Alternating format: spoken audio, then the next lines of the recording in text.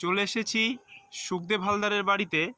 আপনারা সুখদেব হালদারের ফেসবুক পেজে দেখবেন প্রচুর পদ্মের ছবি দেওয়া রয়েছে এবং প্রচুর ভ্যারাইটি সেখানে সুখদেব শেয়ার করে থাকে। আজকে সুখদেবকে আমরা সরাসরি পেয়ে গেছি।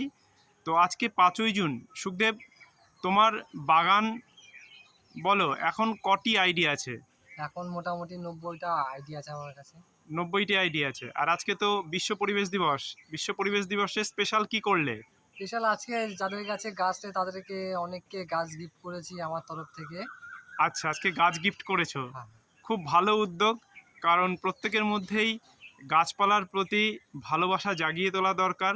গাছ যদি বেশি পরিমাণে আমাদের পরিবেশে থাকে, আমাদের পরিবেশ হয়ে উঠবে স্বচ্ছ, নির্মল এবং স্বাস্থ্যকর।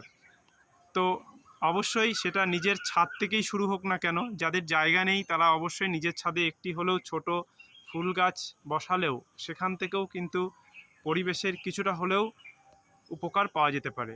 এতে তোমার কি মতামত? হ্যাঁ অবশ্যই। সবাই গাছ লাগান। আমাদের যে গ্লোবাল ওয়ার্মিংয়ের ফলে যে একটা সমস্যা, হ্যাঁ, এবার গাছ লাগালে কিছুটা হলেও পরিবেশে উন্নত হবে। একদম গ্লোবাল ওয়ার্মিং, আমরা এখন প্রত্যেকেই গ্লোবাল ওয়ার্মিং সম্পর্কে সচেতন।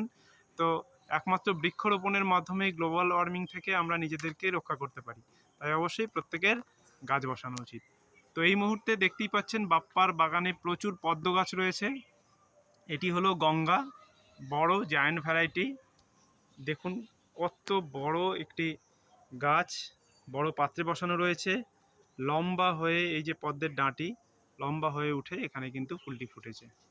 তো বন্ধুরা, বিশ্ব পরিবেশ দিবসে আপনারা প্রত্যেকেই কম বেশি গাছ করুন এবং পরিবেশকে সুন্দরভাবে গড়ে তুলুন।